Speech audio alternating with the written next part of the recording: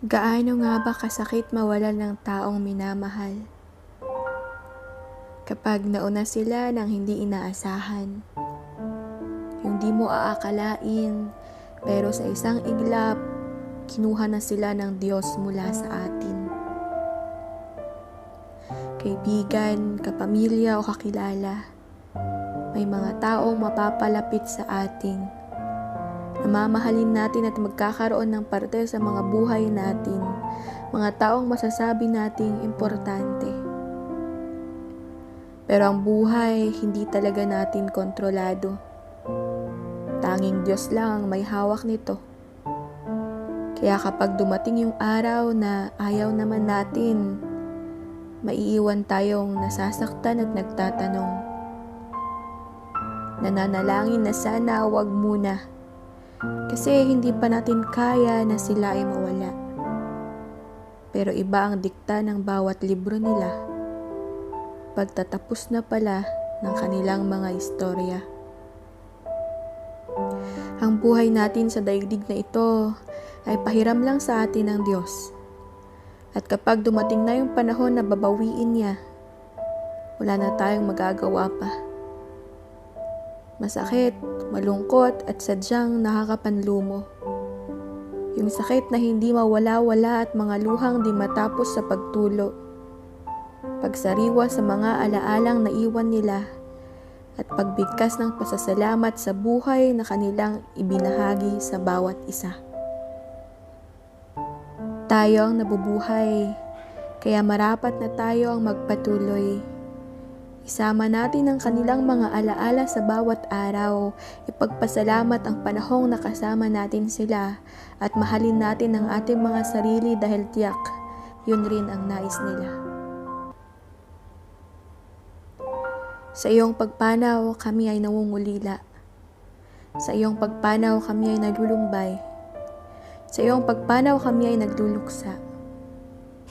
Sa iyong pagpanaw, kami ay hindi pa handa.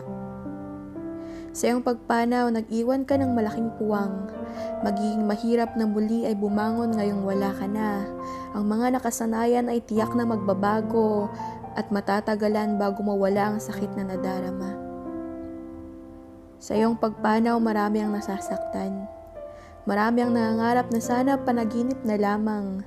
Na sana ang lahat ng ito ay hindi katotohanan at sa pagmulat ay ngiti mo ang masisilayan. Sa iyong pagpanaw, mahirap tanggapin na ang kagaya mo ay kinuha na mula sa amin. Kung pwede lang sana ang libro mo ay wag mo nang isara. Kung pwede lang sana. Magagandang iyong nagawa para sa kapwa. Ngayon ay nababasa na ng madla. Mga parte ng buhay mo na hindi alam ng nakararami. Ngayon ay ikinikwento bilang paggunita. Salamat sa mga aral ng buhay na iyong ibinahagi. Salamat sa pagtayo bilang aming haligi. Salamat sa iyong mga kwento, tawa at ngiti. Salamat sa pagmamahal na hindi namimili. Kami ang magtutuloy ng iyong kabutihan. Kami ang patuloy na sa buhay ay lalaban. Kami ang magsasabuhay sa lahat ng iyong mga salita. Kami ang magbabahagi ng pagmamahal na iyong naipadama. Maraming salamat at kami ay naging parte. Maraming salamat at ikaw ay nakilala. Ikaw sa aming lahat ay naging biyaya. Kaya maraming salamat sa iyong buhay.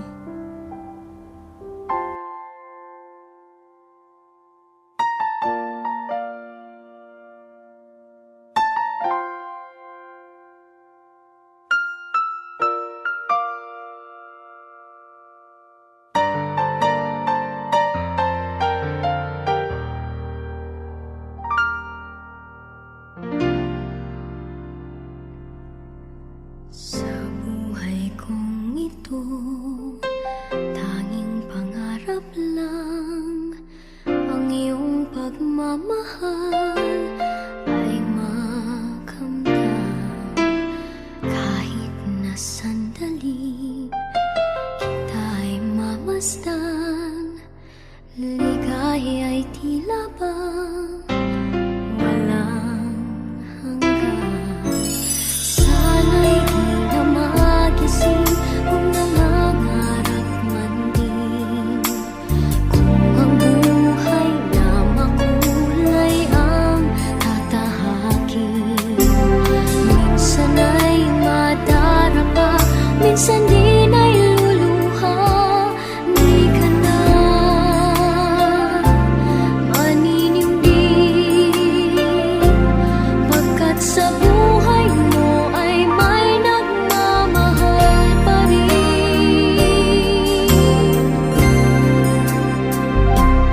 Ingatan ka, aalagaan ka.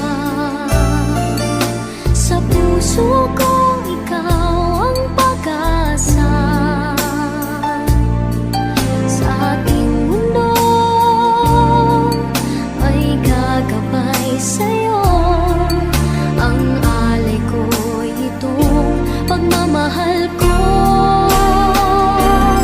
May nagmamahal.